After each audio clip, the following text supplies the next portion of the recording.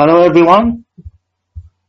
Today we're on tutorial 1, first year university physics, vectors, going on to part 2. Okay, let's go to my notes. Now this is the part where is the basis of our mathematical calculations, representation of vectors in terms of components. Any vector can be considered as the sum of two or more vectors. Each vector of the sum is called the component of the resultant vector. Thus, in the earlier example, A and B are called the components of R. If you remember, we added A and B to get a resultant. A and B can be thought of as the components of the resultant R. When a vector is expressed in terms of components, the vector is resolved into components. I'll come back to this in the resolving in a minute. I think I'll do it on the whiteboard, but before that, let's go a little bit further with the notes and I'll come back to it. For calculation purposes, it is convenient to express vectors in terms of two orthogonal means perpendicular, in terms of two orthogonal components. This bracket should be here. Usually horizontally and vertically, but in problems involving slopes, it is more convenient to express the vector in terms of components parallel and perpendicular to the slope. We will encounter many examples involving the two cases in the tutorials that follow. Okay, let's look at resolving vectors. Let me take a vector R and let me add a number of vectors.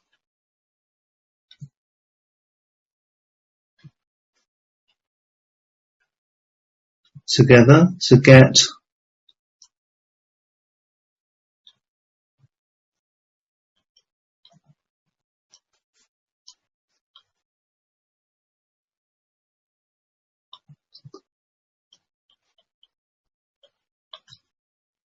so we say that A, B, C, D, E, which add up to make R. Notice the R takes us from the same start position to the same finish position. We call A, B, C, D, E the components of R. And then we say the vector R is resolved into components. And we can write this vectorially like this.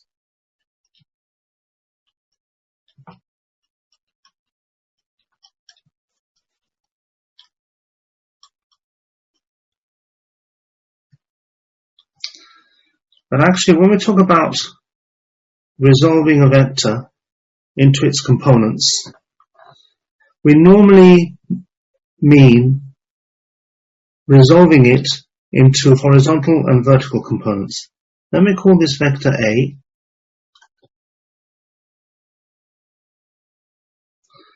The horizontal component, the vertical component, and let me call the horizontal component AX and AY. Now this is my vector A. Now the components have to go from the start position to the finish position. Again, imagine yourself walking. If I walk from here to here, then my two vectors must take me to the same endpoint. So I have to walk in this direction and this direction. So this tells you the direction of the components. In many physics problems, it's convenient to resolve a vector into its horizontal and vertical components. Now we can also do this, and it's sometimes more convenient. Instead of using a triangle, we can use a rectangle.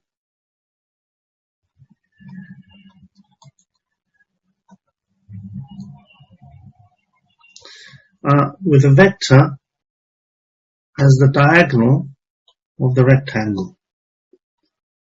The components now are the two sides of the rectangle. The horizontal component and the vertical component. Now what about the directions? Again, if If you look here, we have to go from the same starting point to the same finishing point.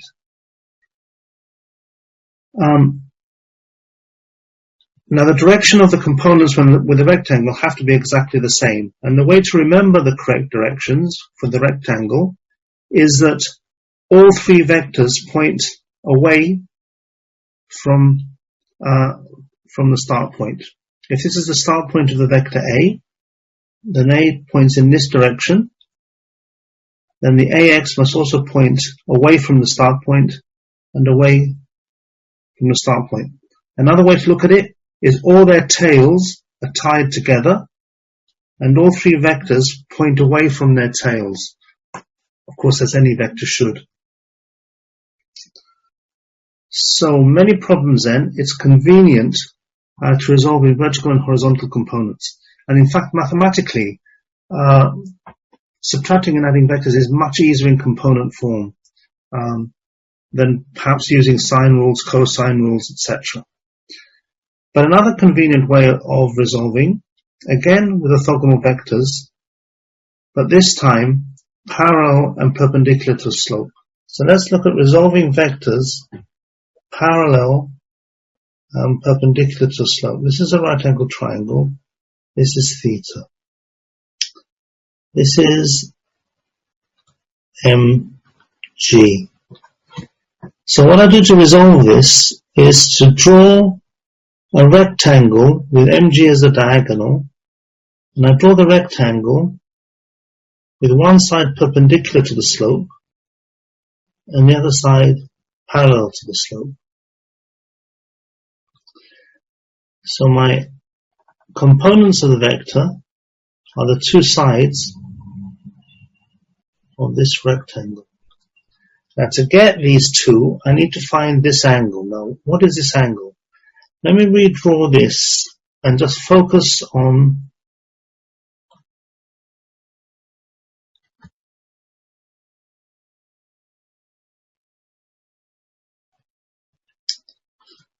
now I'm drawing this at point A. So this is here is point A. Let me divide this triangle up. This is theta. This is where my mg is going to be. Now you can see if this is a right angle, this is 90 minus theta. This is also a right angle. Remember, we're resolving perpendicular to the slope. This is a right angle. So if this angle is 90 minus theta, this angle is theta. So using this geometrical construction or construct, we can deduce that this angle here is theta. Now I have a right angle triangle now.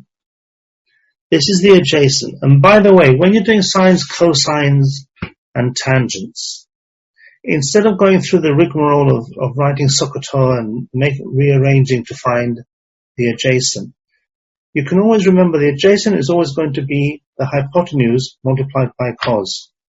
The hypotenuse here is mg, so this becomes mg cos theta.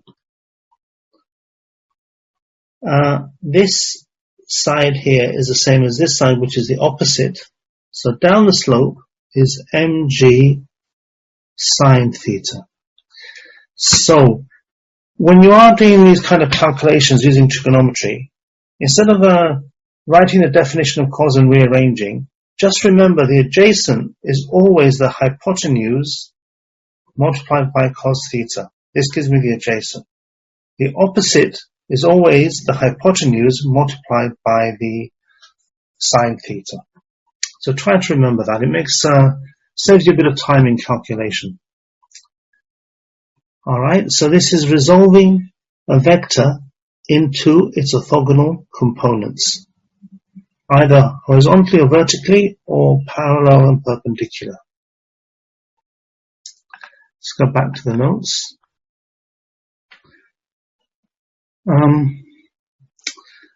We come now to defining unit vectors, which is a very powerful way of treating vectors. A powerful way to express vectors used in any advanced treatment of vectors is to express them in terms of unit vectors ij in 2 dimensions and ijk in 3 dimensions. So in 2 dimensions we have I pointing in the direction of the x-axis. Its magnitude is 1. And we have the vector j pointing in the direction of the y-axis, and its source magnitude is also 1, which is what we mean by unit vectors. In terms of these unit vectors, any other vector can be expressed. If we take a vector A, then the projection of A onto the x-axis is AX. You can see that if you multiply I by AX, we're going to end up with a vector which is the x component of the vector A. Similarly here, if AY is the projection of A onto the y-axis, then if I multiply this by j, I end up with the y component of the A vector. I can therefore write A as the sum of these two vectors, AXI plus AYJ. AXI is the x component vector of A, AYJ is the y component vector. The coefficients AX and AY are what are called components of the vector. So AXI and AYJ are the orthogonal component vectors of A, while the coefficients AX and AY are called components of A. Similarly, in 3 dimensions, we have, again, I in the x direction, j in the y direction. Now we have another unit vector, k, in the z direction.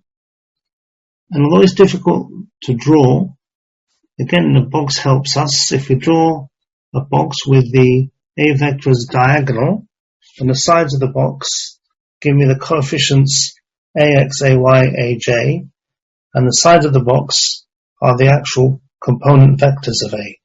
So I can express A in terms of AXI, AYJ, AZK. AXI, AYJ, and AZK are the component vectors. AX, AY, and AZ are what are called the components of A. Perhaps it will help you if I draw this on the whiteboard. Draw my y-axis.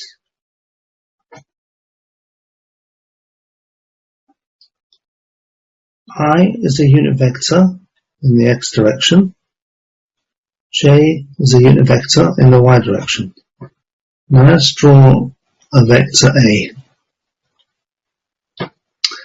The projection of A onto the x-axis, I drop the perpendicular down. Let me call this length AX, and then I project the vector onto the y-axis.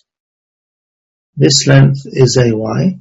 Now if I multiply J by AY, I get the y component vector of A. And if I multiply AX by I get the x component vector of A. So you can see that I can add these vectors to get A. So I can do A equals AX I plus AYJ.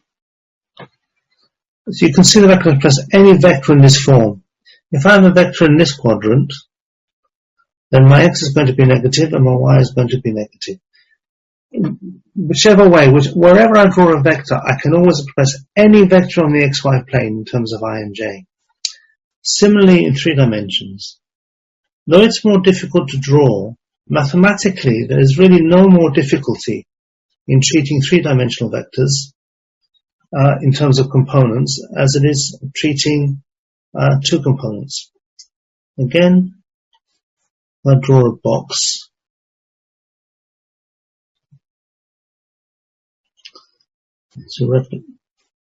To kind of guide me in drawing the A vector.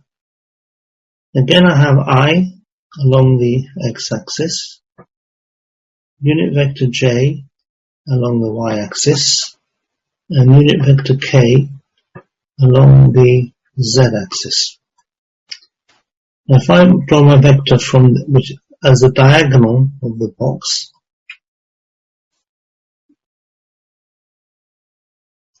not very well drawn, but it's a diagonal from this corner to the opposite corner.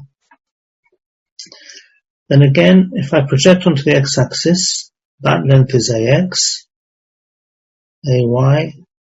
So you can see that ax, ay, and az are the sides of the box, of which the a vector is the diagonal. So again, using the unit vectors, I can write my vector in 3 dimensions.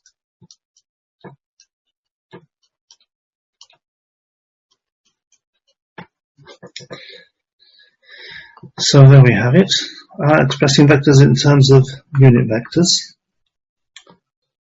Before going back to the notes, let's look at the meaning of a vector equation. Let me add 2 vectors to give me the resultant R.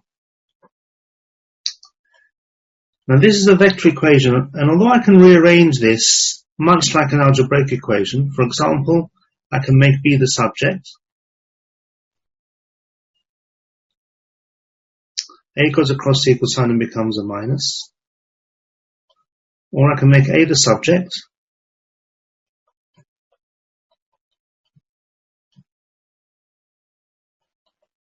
So though I can rearrange the vector equation similar to an algebraic equation, there is a difference that you need to understand.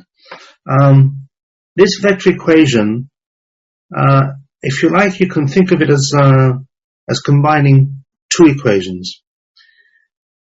Let me first use the ij notation. So let's write this vector as axi plus ayj. My b is bxi plus byj. Then my vector r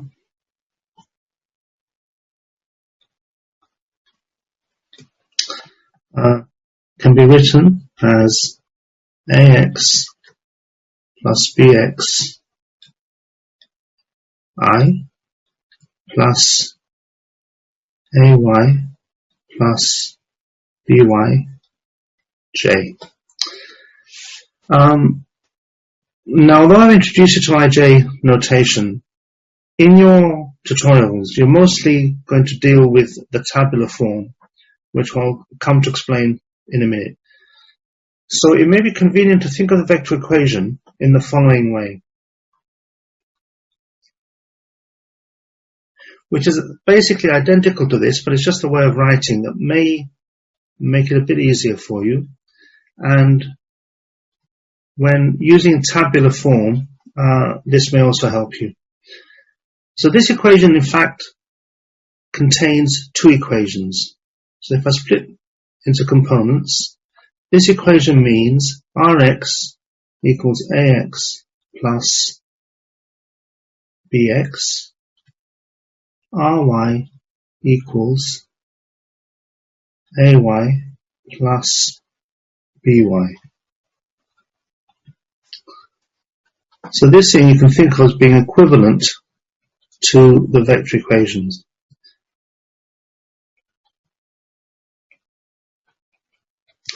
Anyway, perhaps it will help you to understand the vector equation if you think of it like this.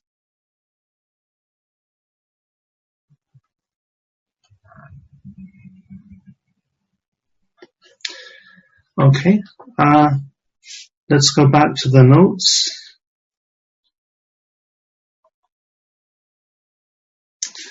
Adding and subtracting vectors in component form. We can represent 2 vectors A and B graphically 2 alternative ways with respect to a Cartesian coordinate system. The first way, I write my vector sum geometrically in the same way as before, except this time I do it with respect to the x and y axes. So I can draw my vector A starting at the origin. I take B and put it head to tail. Then my resultant is from the starting position to the finishing position and points in that direction away from the starting point. Now this is a good way to get a rough idea of the resultant. When you're adding or subtracting vectors, if you draw them graphically like this on the xy coordinate system, it gives us an indication of what R is going to look like before we calculate. But for calculation purposes, when we're adding, it's good to write the vector A and the vector B, both with their tails tied to the origin. Then we can calculate the component AX and AY, BX and BY using trigonometry. This is a right angled triangle, angle theta. This is a right angled triangle, angle psi. Now again, the angles that I want, mind you, always measured from the positive x-axis in the counterclockwise direction. So theta is already the angle that I want, but for B, I need the angle phi. But the best way to calculate, it's up to you. You can use the angle phi, but I prefer to use the right angled triangle, find psi, and then obtain phi as phi equals 180 minus psi. Okay, so when I draw my vectors in this way, it's easy for me to use right angled triangles to express the components in terms of the magnitude of A and the angle. So this is my expression in a unit vector form. My AX component is given by A cos theta. My AY component is A sin theta by ordinary trigonometry. And similarly, BX is B cos phi, B cos psi, I should say. BY equals B sin psi. And the angle phi that I want measured from the x-axis is 180 minus psi. I should mention some notation. Two parallel lines enclosing a vector mean that we take the magnitude of the vector. So this is a notation I'll be using a lot to represent the magnitude of a vector. Now, when we want to add, once you've got things in component form, addition is very easy. Because all we do is, let's think of AX, AY, and BX, BY. All I do is I add the X components and the Y components to get the resultant. So the resultant here is given by AX plus BXI, AY plus BYJ.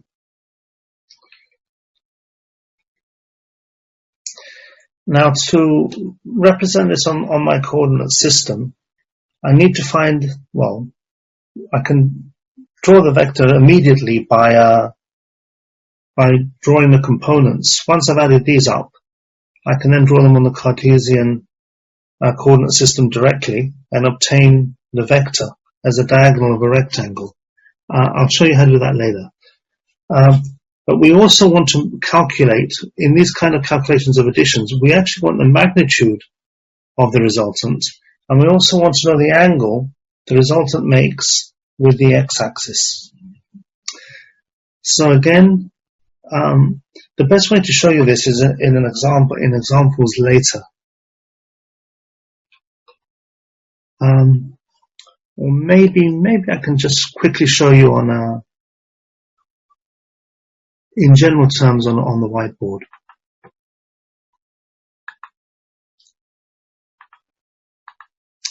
We'll be doing this again a bit later, but let me just do it quickly here. All right. So we've got two vectors.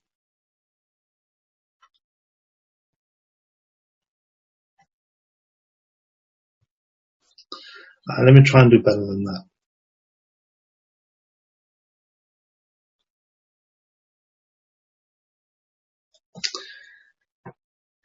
Okay, so I've got two vectors. I'm going to keep this in general. We'll come to plenty of examples later with specific numbers, which may be easier for you to follow. Now I want to add these two vectors to find my resultant.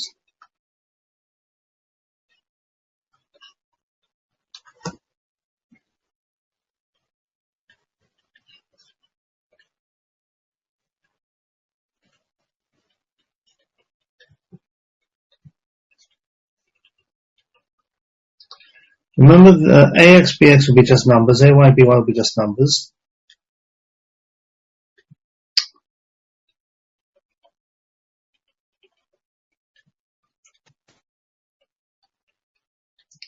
So my Rx is equal to this, and my Ry is equal to this. And once I've found Rx and Ry, I can immediately plot these on the x-axis, whatever their values might be. Now, supposing Rx equals, let me give it a minus sign, 2, in arbitrary units. Ry equals 3. So I can immediately plot this. I can put minus 2 here, plus 3 here, draw a rectangle, and this gives me the resultant R. However, in a calculation, I want to know the magnitude of R, and I want to know the angle psi. Let me call this theta. This is different to what I've used in my notes on the previous page that we just showed you. But let me just use these angles now. So I can find the magnitude by Pythagoras theorem. This is a right angle triangle. This is the hypotenuse. And if I know the two sides of the triangle, I can use Pythagoras. So the magnitude of R is equal to Rx square root of Rx squared plus Ry squared. And again, by trigonometry, I can find theta. If I know the opposite, and I know the adjacent, then tan theta equals, the opposite is Ry,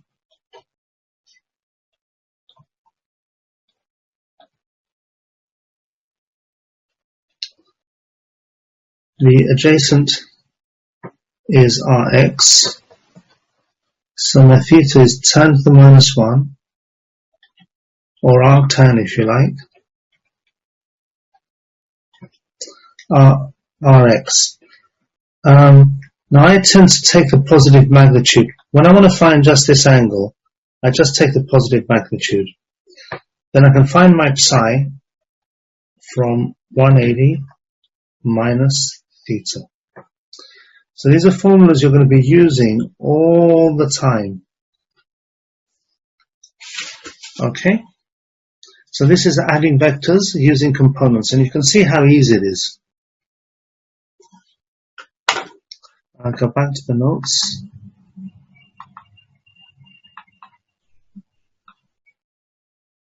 Okay, here I've used alpha instead of theta. That's because I've used theta and psi before. I might mention this because some of you may prefer to use Ry and Rx in general form when they're plus or minus. So when we do this calculation, in fact, in either approach, the way you interpret this angle depends on the quadrant that the vector ends up with. So when you do this calculation and obtain a value for alpha, you need to know which quadrant it is for you to interpret the angle properly. So before you do this calculation, it is always good to draw the vector, as I did on the whiteboard, using the Rx and the Ry components. Because once you write these down, you know which quadrant it is. If both are positive, it'll be in quadrant 1. If Ry is positive and Rx is negative, then in quadrant 2. If Rx is negative and Ry is negative, quadrant 3. If Rx is positive, Ry is negative, then in quadrant 4. So once you've drawn this, then you'll know which angle alpha is and how to obtain your psi measured from the positive x-axis. Now to help you to do this, there are two approaches.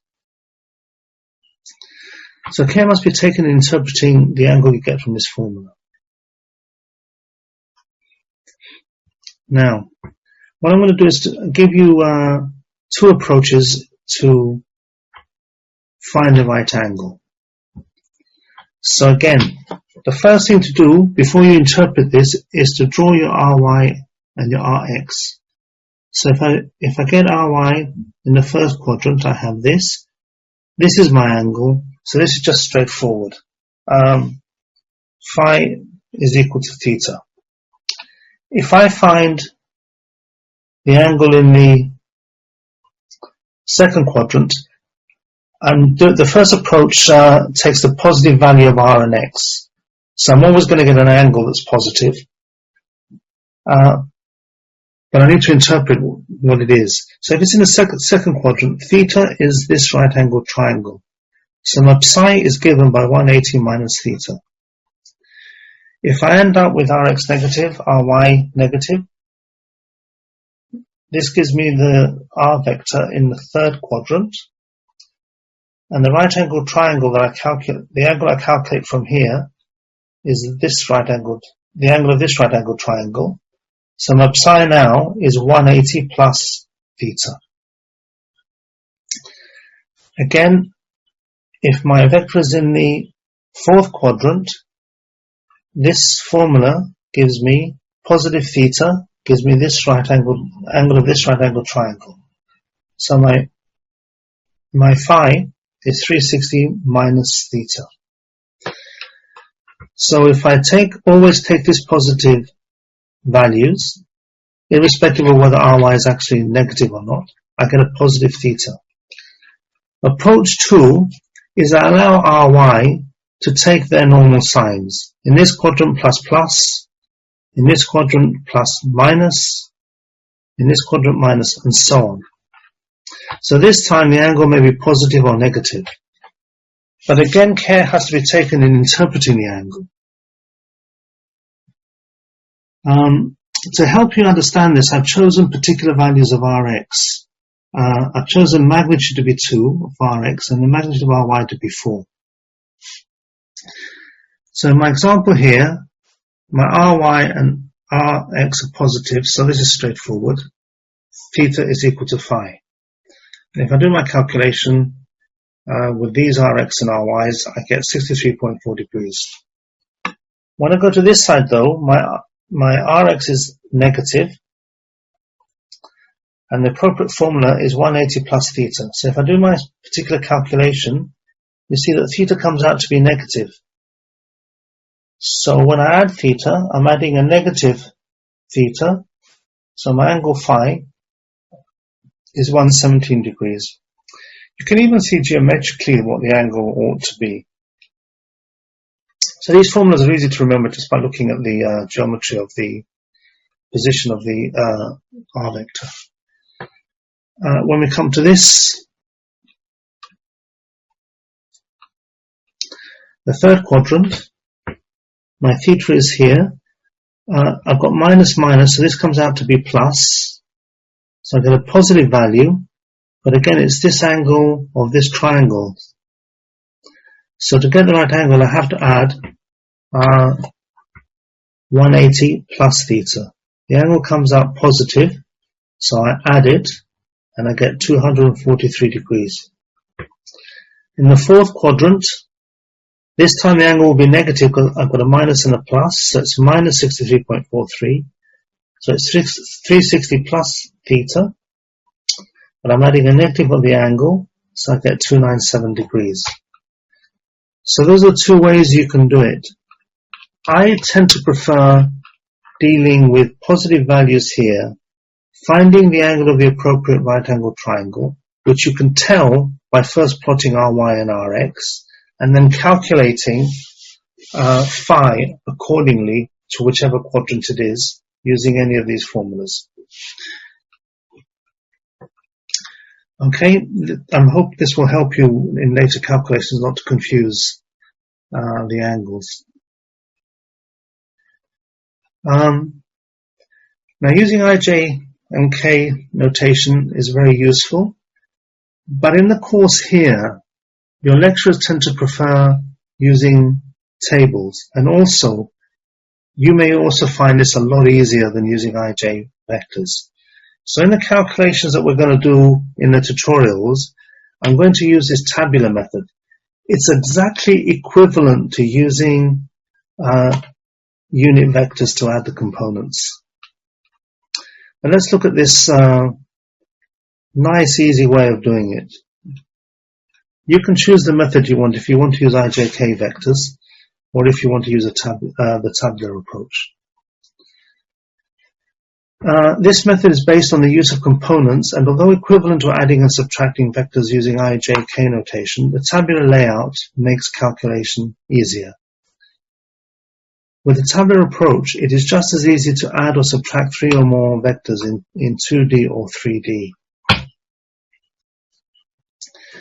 So let me take a number of examples.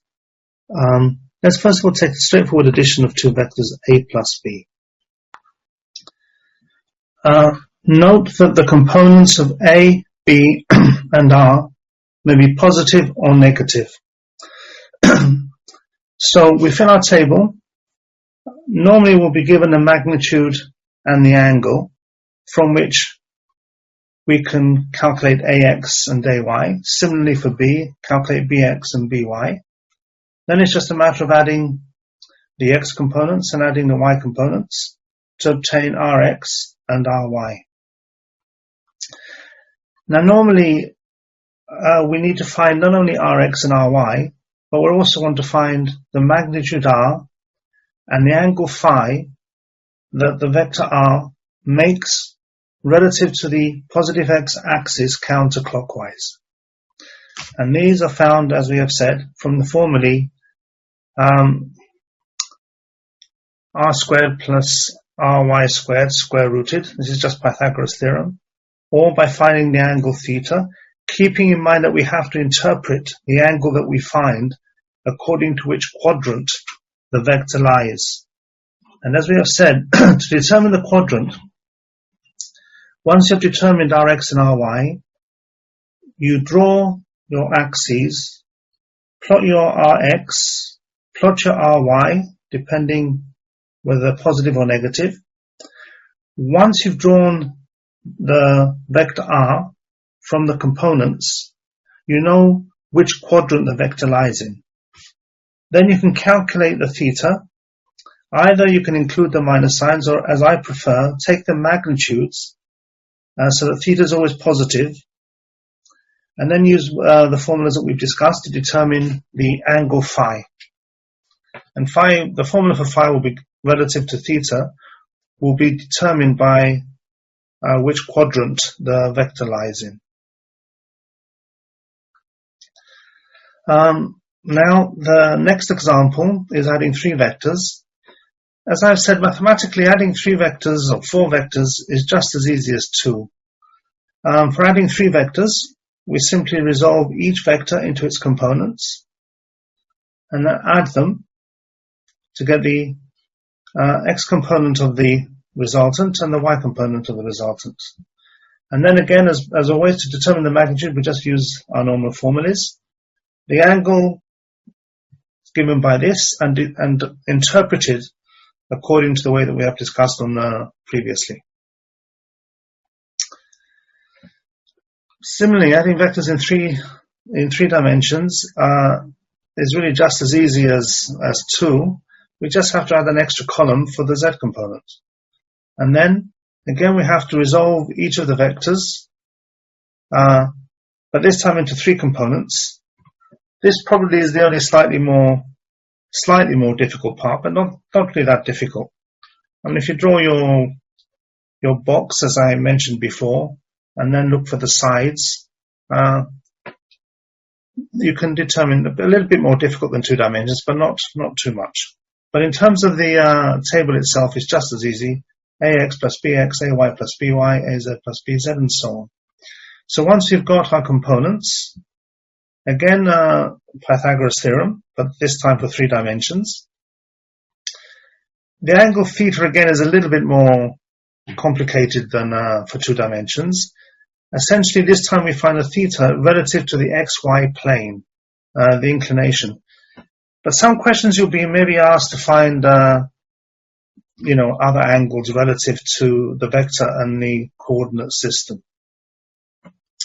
But I think the easiest thing to picture is the angle of inclination relative to the XY plane.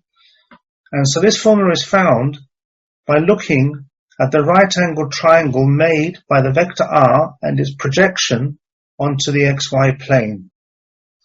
Then you see that this triangle here is a right-angled triangle. The right angle is here.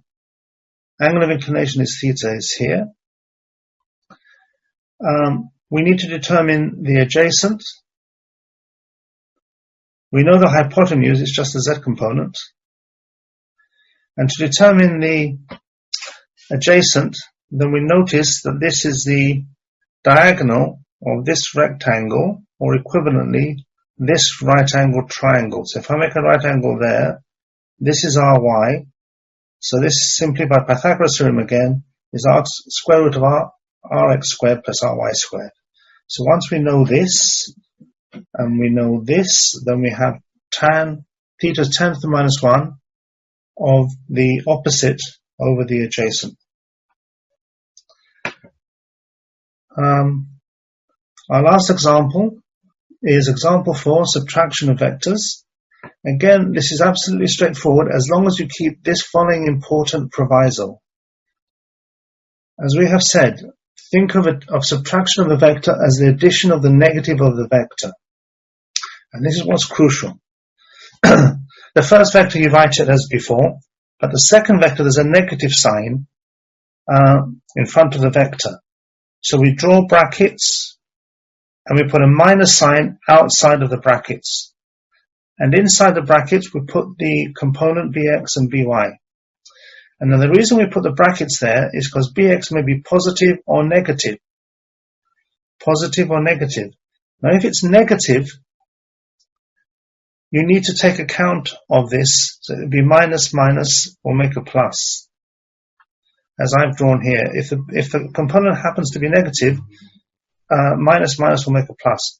The reason for putting this into the brackets is not to confuse it with the subtraction of the component. So this is the sign of the component, and this indicates that you're going to subtract the component. So as not to confuse situations where you get two minus signs, I always recommend you draw brackets and put the component inside the bracket together with its sign, whether it's minus or plus, and then you can proceed accordingly. I mean, once you've determined Rx and Ry, the formulas for the magnitude and the angle are exactly the same. And I think that concludes the notes on vectors.